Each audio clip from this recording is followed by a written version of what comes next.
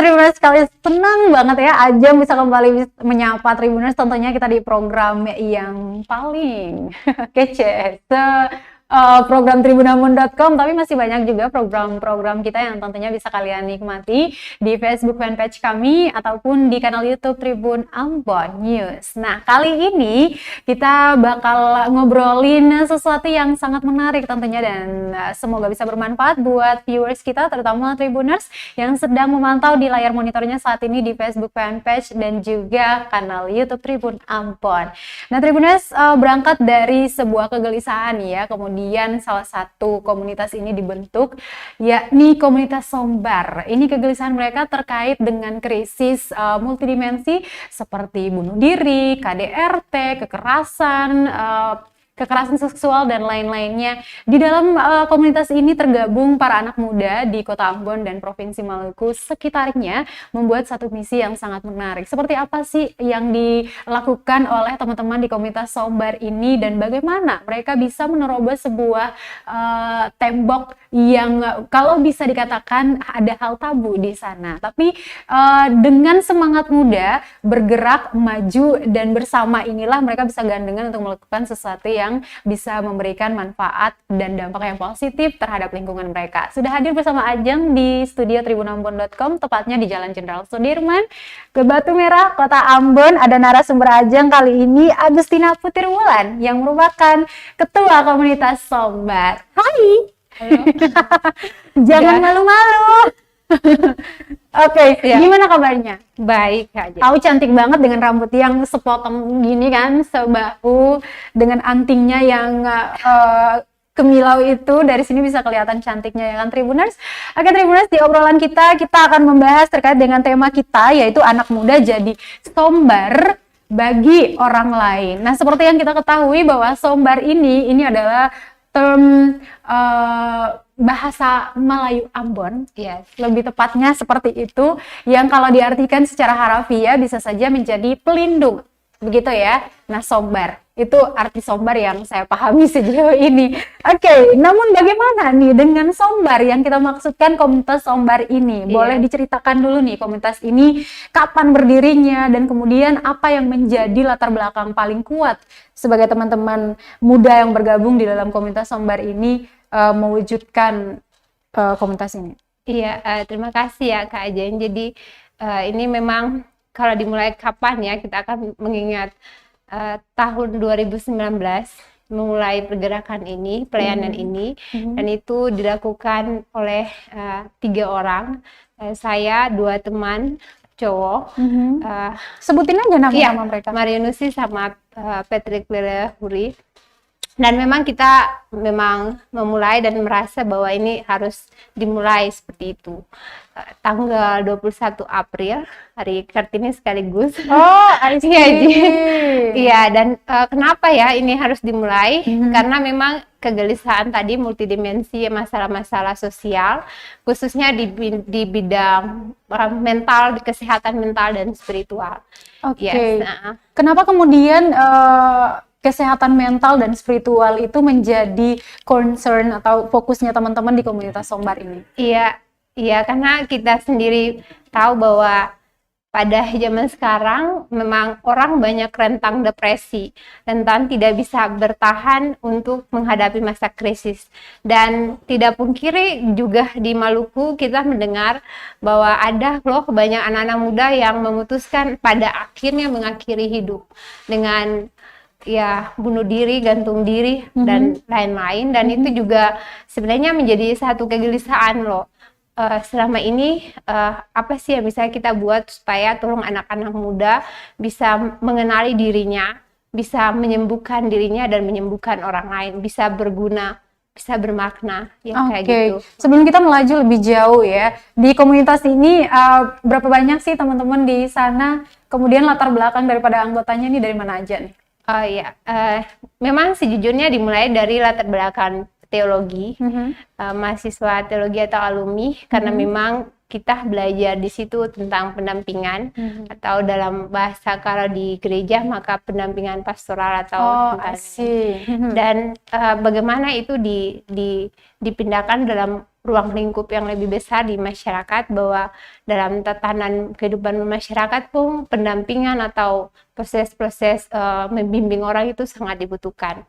Gitu. Jadi memang kalau dari mahasiswa teologi atau alumni itu, kita juga akhirnya dalam proses selama 2 tahun menemukan bahwa bukan kita saja yang punya kerinduan untuk bisa mau tolong orang secara proses-proses mendampingi, tapi juga ternyata di luar lingkaran teologi itu ada anak-anak kesehatan atau anak-anak yang MIPA, biologi atau yang lain juga ikut serta di dalam proses-proses itu. Baik, dari semua krisis multidimensi yang tadi di-mention ya, misalkan ada KDRT, kekerasan seksual, bunuh diri menjadi salah satu yang apa ya, seksi untuk diomongin gitu menurut saya, karena beberapa waktu belakangan juga bisa diambil contoh tahun kemarin 2020 itu ada beberapa kasus bunuh diri rentetan yang kemudian terjadi di Kota Ambon.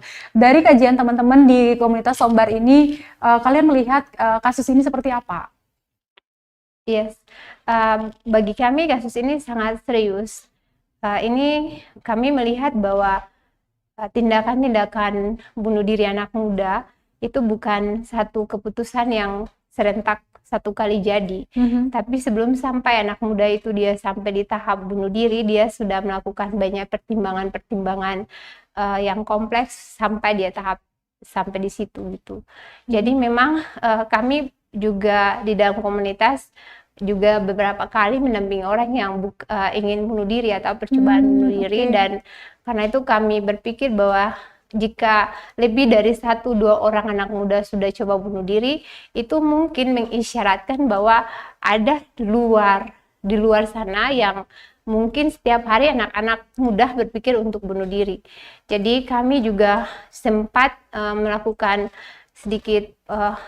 upaya penelitian dan pengkajian terkait dengan orang-orang yang pernah yang sudah bunuh diri, mereka kajian kasus dan menemukan bahwa ini bukan bicara soal mati masuk surga atau tidak, jadi enggak, bukan, tapi ini soal bicara tentang anak-anak muda yang punya perjalanan masih panjang tapi mengakhiri hidup di masa mudanya. Baik, kalau kita mau melihat kasus bunuh diri yang terjadi kemudian menyisakan kesan yang negatif, ini mohon maaf bukan terhadap keluarga, tapi ada pemikiran-pemikiran yang kemudian muncul bahwa kamu bunuh diri matinya masuk neraka gitu ya.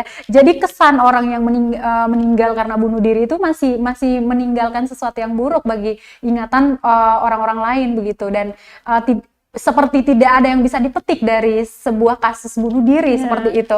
Kalau dari teman-teman sendiri melihat atau berdasarkan dari hasil kajian kalian itu, melihat kasus bunuh diri sebenarnya apa sih yang melatar belakangi anak-anak muda khususnya melakukan mengakhiri hidup mereka dengan cara bunuh diri? Ya.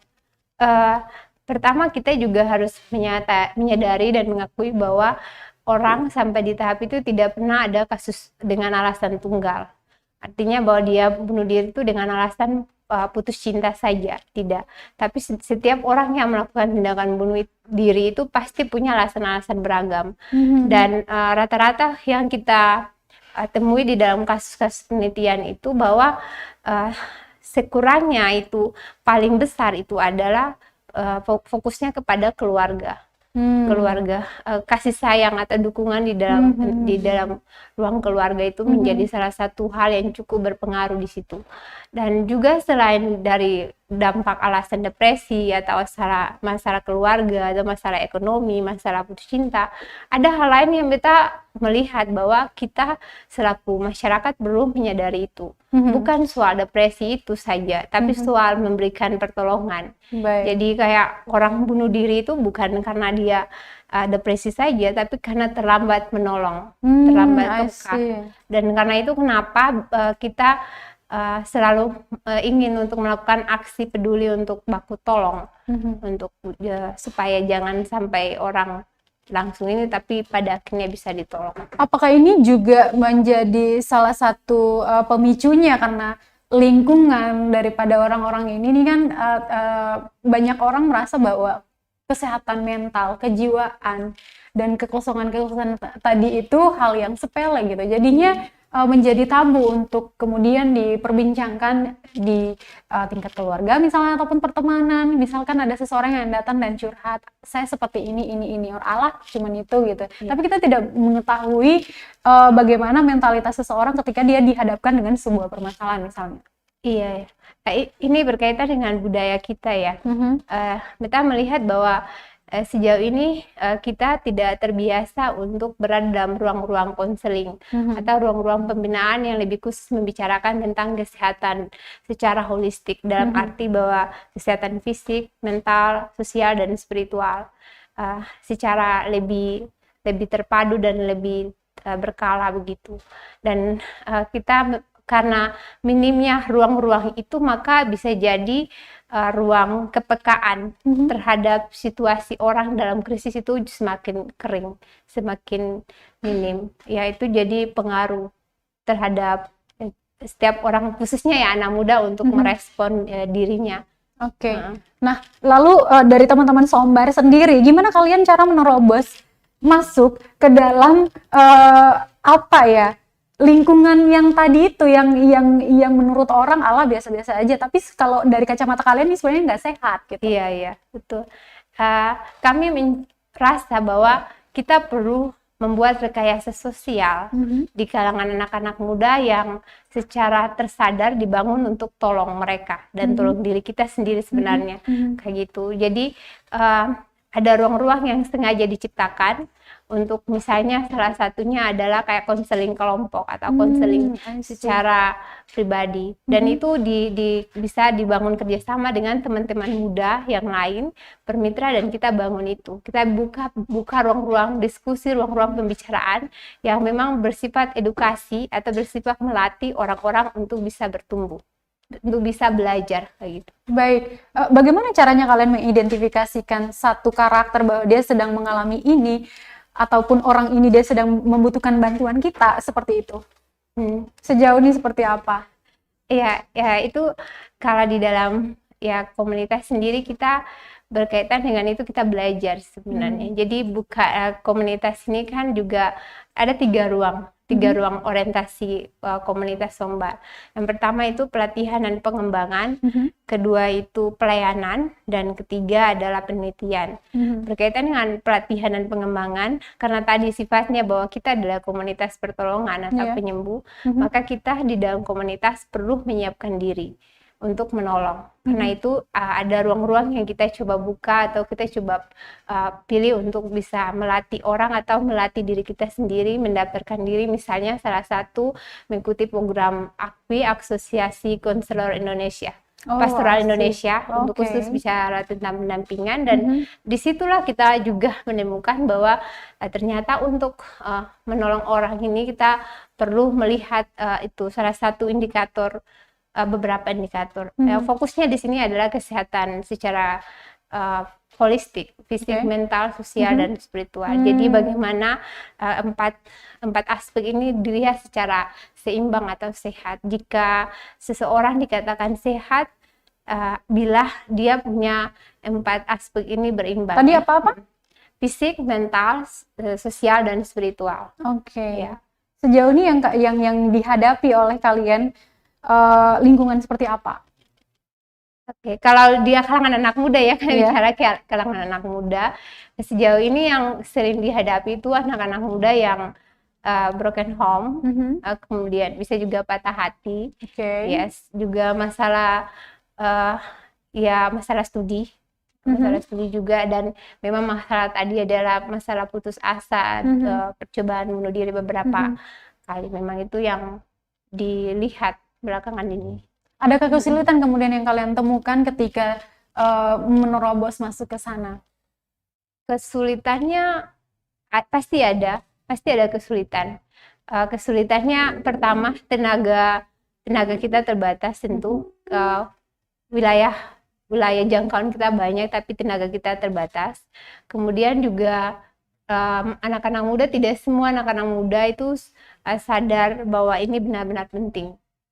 Jadi memang perlu ada sedikit simulasi atau dorongan atau meyakinkan orang bahwa ketika memilih jalan untuk melewati satu layanan konseling itu adalah salah satu pilihan yang bisa menolong dia untuk berpikir I see. secara baik. Sebenarnya kalau Ajeng mau melihat ini bukan perkara penting dan tidak penting, Iya. hanya karena masih tabu di lingkungan tertentu, Iya. makanya orang-orang tuh ataupun yang mengalaminya sendiri tuh mau berbicara juga takut, apakah dia akan didengarkan, apakah dia akan dilindungi seperti kata Sombar tadi, Iya. ataukah nanti dia malah dipermalukan oleh lingkungannya sendiri kalau dia mau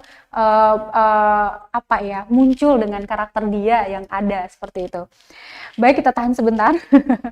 Tribuners, kalian masih menyaksikan obrolan kita terkait dengan tema yakni orang muda yang menjadi Sombar bagi sesama manusia.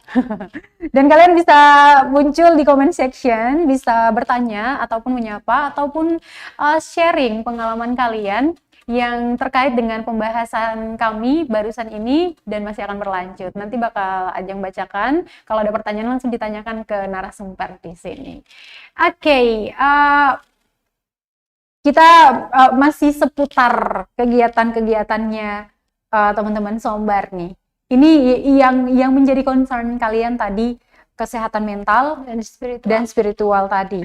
Nah, sejauh ini 2 tahun berselang ya ketika saat pertama kali dibentuk, kemudian hingga tahun 2021 ini. Kegiatan apa yang sudah kalian lakukan?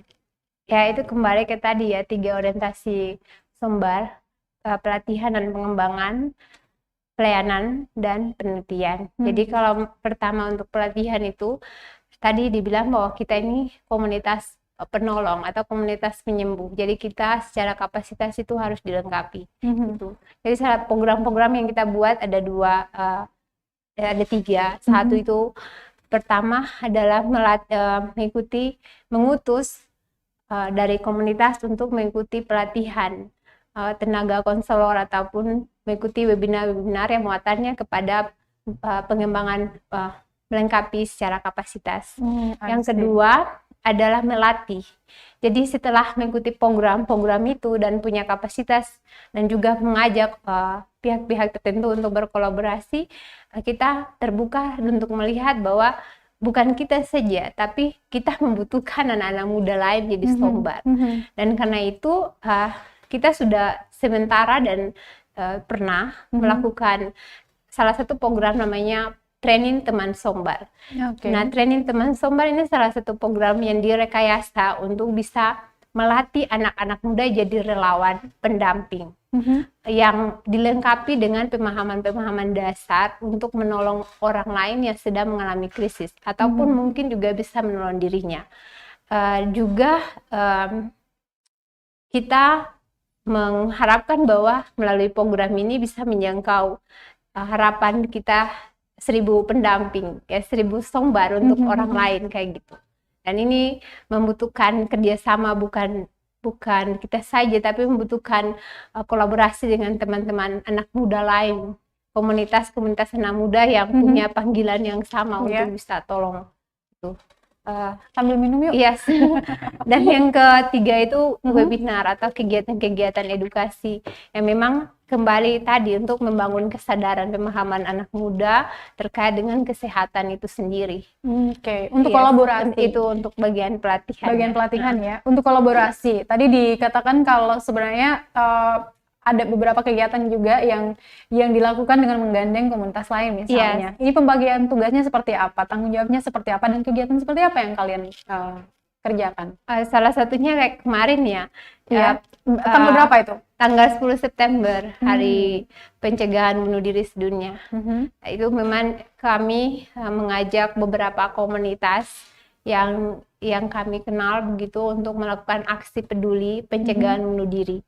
Dan di situ kita bukan saja hanya kasih brosur, tapi mengajak untuk bisa sama-sama peduli, peka sosial terhadap anak-anak muda atau bukan anak muda saja, orang-orang yang di luar anak muda yang mengalami gejala atau tanda mau bunuh diri.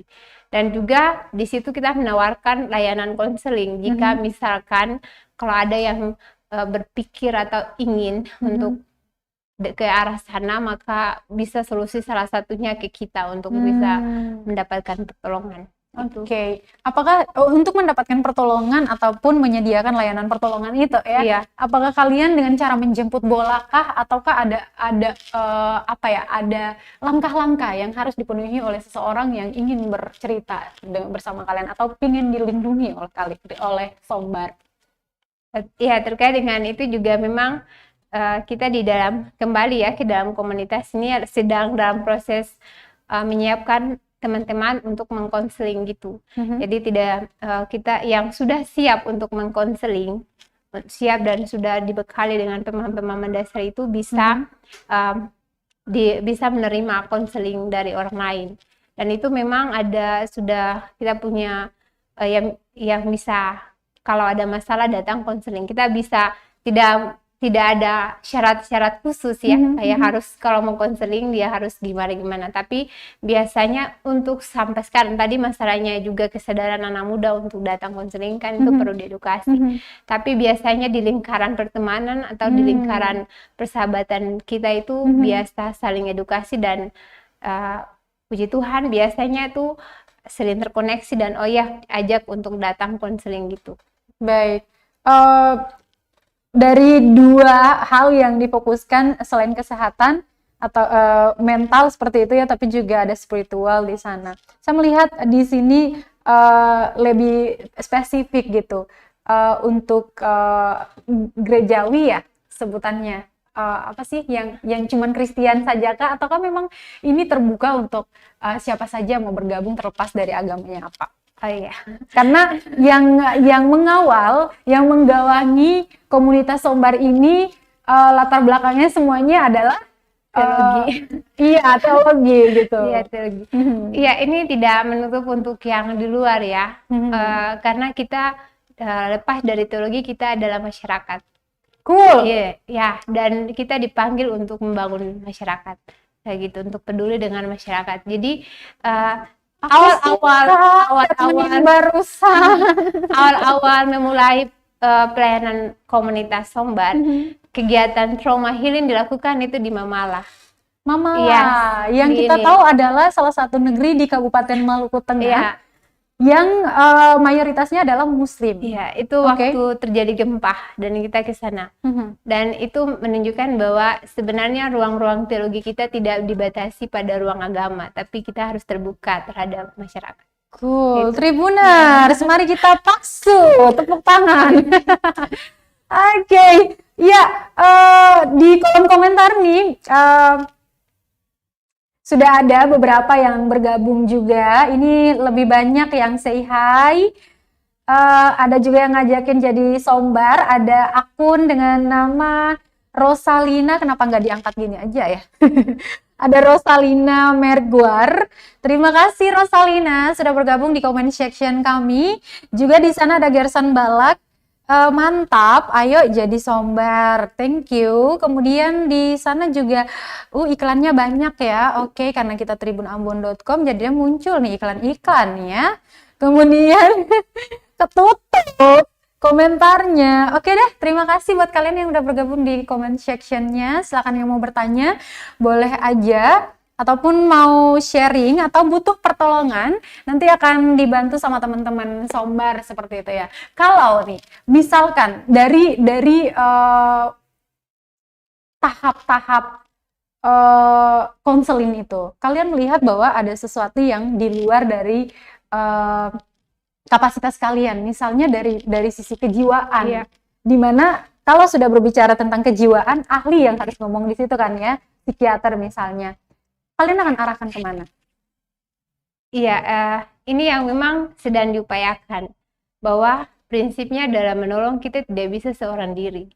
Dengan kapasitas yang terbatas, kita membutuhkan kolaborasi dengan teman-teman yang lain, termasuk psikolog ataupun psikiater yang ada di Ambon, yang bisa untuk kerjasama untuk proses-proses pendampingan. Nah, ini yang memang juga jadi gumulan sebenarnya, karena memang secara proses memang untuk di Maluku kan masih kurang ya, masih kurang untuk bagian ini masih sangat kurang. Jadi ini memang harapan supaya di dalam proses konseling ke depan kita dari komunitas bisa berkolaborasi dengan psikolog yang ada di Ambon atau teman-teman sekitar, dan itu bisa digandeng sama-sama melihat kasus-kasus. Dear psikiater yang ada di Yes. Kota Ambon atau di Provinsi Maluku ya, bisa melihat ini sebagai satu nilai positif yang tengah diupayakan oleh teman-teman di Sombar, dan mungkin bisa gandengan untuk menciptakan lingkungan yang sehat, Yes. terutama di kalangan anak muda ya di Kota Ambon dan Provinsi Maluku pada umumnya. Handphone siapa yang bergetar tolong diangkat. Oke, di kolom komentar juga sudah ada yang berkomentar, ada Jean Totoi. Halo Jean. Aku enggak tuh, asik. Kemudian ada Desi Tayane juga berkomentar, keren, terlepas dari apapun agama kita adalah masyarakat luar biasa. Setuju. Ada Rosalina Meguar juga bertanya di kolom komentar, seperti apa sih rencana ke depan dari komunitas Sombar dalam monolog anak muda? Ini pertanyaan yang bagus sekali, sebenarnya ini pertanyaan dari benak saya juga. Nanti di segmen terakhir, tapi mumpung udah ada yang nanyain di kolom komentar, mah kita lanjut aja. Jadi apa nih rencananya? Kedepannya ini mau dibawa kemana? Iya, tujuan kita. Iya betul ya. Rencananya kita gandeng kolaborasi dengan anak-anak muda, dengan komunitas ataupun kaula muda untuk melakukan edukasi dan pelatihan tadi. Training teman Sombar atau 1000 pendamping ya, 1000 Sombar untuk orang lain. Itu rencana untuk bagaimana menyiapkan anak-anak muda itu secara kapasitas bisa tolong. Itu yang paling penting sekarang. Dan yang kedua, ya edukasi juga. Orientasinya tetap sama ya, masih program pelatihan, pelayanan. Jadi penguatan kapasitas dari internal dulu nih ya. Kali ini memang untuk awal-awal kita ke kapasitas. Pengembangan kapasitas. Yes. Lalu rencana, misalkan kita taruhlah 2 atau 5 tahun ke depan, apa sih yang kalian pengen wujudkan seperti itu berdasarkan visi dan misi kalian? Ke depan 5 tahun ke depan banyak anak-anak muda yang sudah punya banyak ya relawan pendamping di Maluku yang memiliki kapasitas menolong secara profesional. Itu yang paling penting, karena tadi bahwa untuk menolong kita kekurangan tenaga, kapasitas kita terbatas, sedangkan ruang anak-anak muda tuh bisa tolong dirinya dan orang lain, dan itu bagaimana bisa ditolong, diberdayakan, itu paling penting. Yang paling penting juga bukan saja di Ambon sih, tapi Maluku adalah pulau-pulau. Jadi bagaimana bahwa di jauh di ujung pulau juga ada konselor atau ada pendamping, ada penolong profesional. Itu berarti gandengan lagi nih sama anak-anak muda yang ada di pulau-pulau karena ya seperti yang tadi dibilang bahwa kolaborasi itu penting ya. Kalaupun ada di sini sebagai pusat Sombar, maka Sombar-Sombar lain ada di 11 kabupaten lainnya. Seperti itu. Ya, supaya masyarakatnya sehat. Betul, dari sisi spiritual atau mental seperti itu ya. Oke, di kolom komentar juga saya akan bacakan dari Weldy Tamaela, luar biasa, Tuhan mulia, tetap semangat untuk menjadi Sombar atau penolong bagi banyak orang, khususnya anak muda ya Kak. Terima kasih untuk komentarnya. Langsung ke ini, saya manggilnya Au sih. Oke, untuk Kakak Putri Wulan. Baik, Tribuners, nggak terasa sih sebenarnya obrolan kita udah 40 menitan di Tribun Bastory untuk sore hari ini, dan banyak banget ya. 3 menit lagi? Oh, 30 menit. Oke.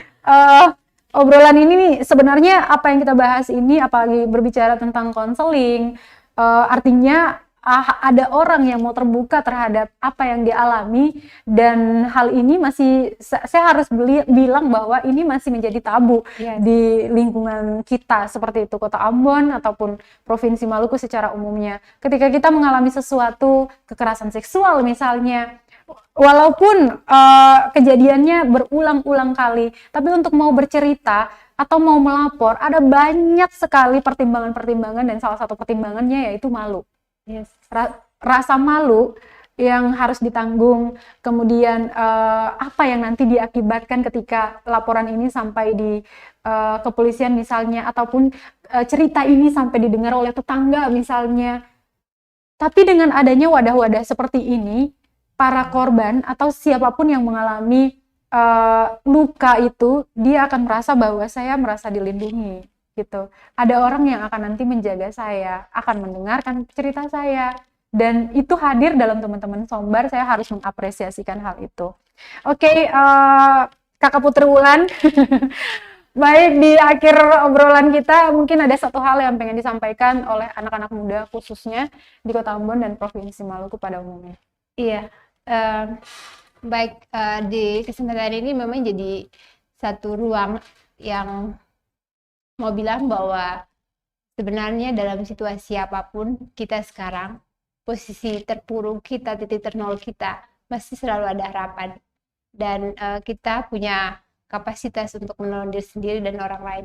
Dan karena itu, mari belajar bertumbuh menjadi sehat untuk diri sendiri dan masyarakat lewat menjadi Sombar.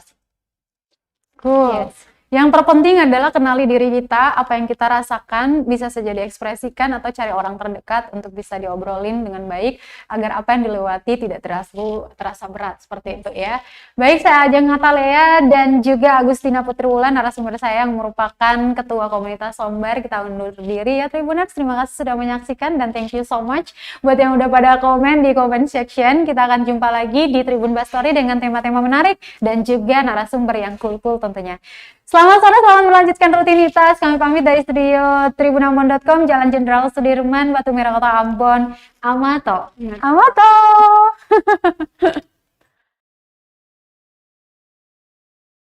Terima kasih sudah nonton. Jangan lupa like, subscribe, dan share ya.